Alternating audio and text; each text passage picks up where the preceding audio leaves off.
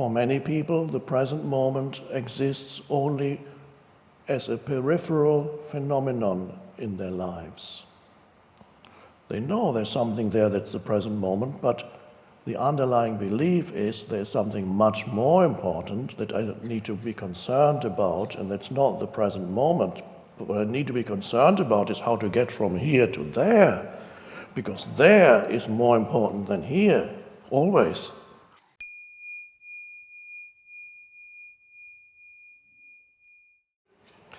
So the starting point is always, of course, the present moment. If your attention is fully in the present moment, then you are awake spiritually. But what does it mean to have your attention fully in the present moment? The normal way of being in the present moment is not to be fully there. You are there physically, but your mind is somewhere else. Your mind is either in the past or in the future. For many people, the present moment exists only as a peripheral phenomenon in their lives. They know there's something there that's the present moment, but the underlying belief is there's something much more important that I need to be concerned about, and that's not the present moment. But what I need to be concerned about is how to get from here to there, because there is more important than here, always. That's a normal way of being in the world. It's unconscious. People don't know. Nobody actually says there is more important than here, but they live as if always the next moment, the there in time, it could also be the there spatially. They live, most humans still, especially those who are not awakening yet, as always, as if they needed to get away from this moment. Brief interludes when you're okay in the present moment. Brief interludes like sensory pleasure. Can you enjoy a meal? Oh, it's good to be present. But you can't do it for too long. Then you get ill. Another thing, of course, that takes you into the present, having sex also, of course, takes you into the present moment. But that doesn't last that long either. And then, of course, another thing that takes you into the present moment is certain substances that you can take. You can smoke something. And that takes you into the present moment, but there's something I'll talk a bit more about that in a second. This is, you can drink also, you can have a stiff drink, as they say. And what happens then? The voice in your head, especially the smoke, the voice in your head is not as frantic anymore. It doesn't, because as you probably know, people have a voice in their head that talks all the time. And I don't mean the people who are mentally ill who actually hear a booming voice that talks to them, but there's always something going on that comments on your life and has things to say, and that's the normal, compulsive, involuntary thought processes that go through your head all the time. And that it tells you stuff. It has a commentary. It's the running commentary on your life. And that's thinking. It's fine. Thinking is an incredibly wonderful evolutionary step forward. It was an amazing development, the ability to think. But it over time, over millennia, there a considerable downside developed of thinking. A great evolutionary attainment, but for everything there's a price to pay. So a great evolutionary attainment, it enabled humans to do the most incredible things, to create cultures and philosophy and science and so on. But thinking gradually took over their lives more and more.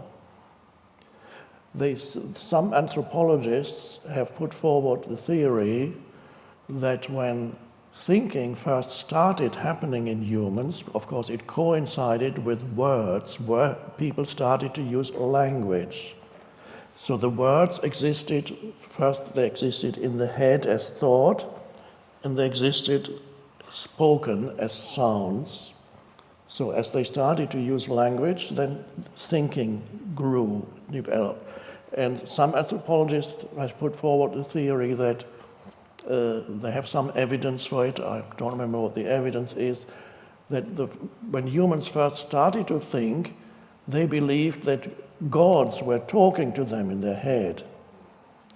Because it was such a new thing that suddenly there was a voice, that there was words forming in their minds. And they had then, suddenly they knew who they were. They had names, things had names. They had names. Who are you? Me, John. Oh. You, oh.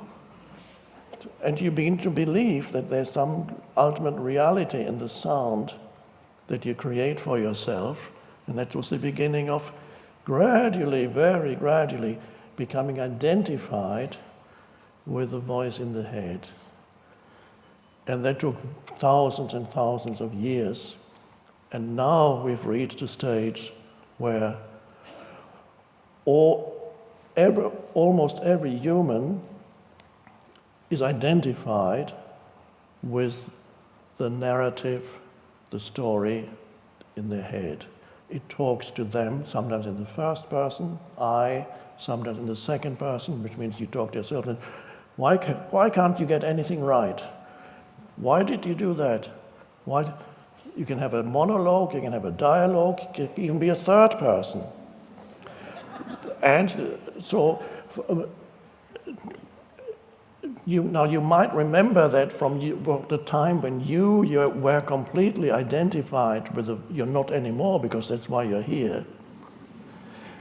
If you were 100% identified with the voice in your head, the thinking, the compulsive thinking, you would not have come here. There would be no reason to come here, because what I'm talking about would be totally and utterly incomprehensible to you. So the fact that you are here means there is something has arisen in you that is deeper than thought.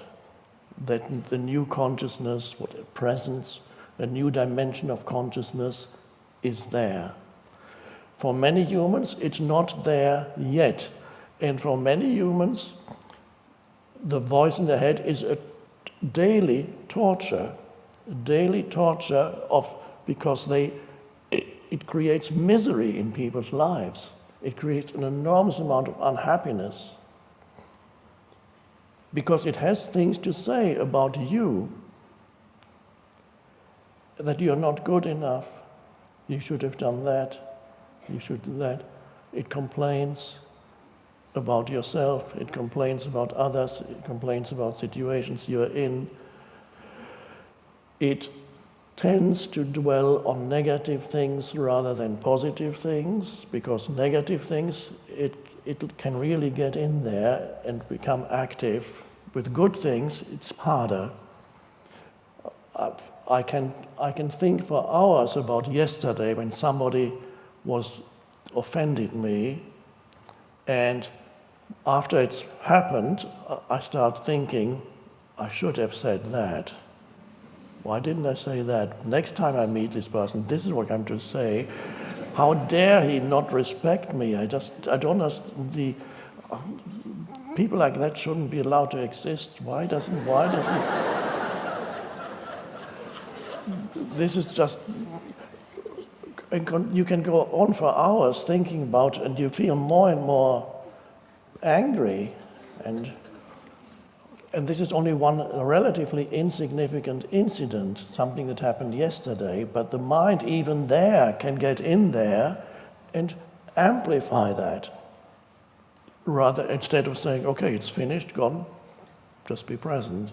It disappears immediately. The animals don't do that because they cannot keep alive things mentally in their head. So I described in The Power of Now, I was writing The Power of Now, and I would go every day for a walk in the park, and I saw two ducks getting into a fight, and they get quite angry, it seems, when they're fighting. And then I was surprised, that was a teaching of the ducks. They were teaching me the next, something to add to the next chapter in the book. They got into a fight, and immediately when the fight only lasted 30 seconds or less, and suddenly it was over, and they swam off in opposite directions. And both ducks, and they always do that, they kind of get up on the surface of the water. They almost stand up and they flap their wings violently. And when they've done that, nothing ever happened. They swim on. There's no mind that keeps alive what happened just now. And they have dissipated the energy of it. A great teaching.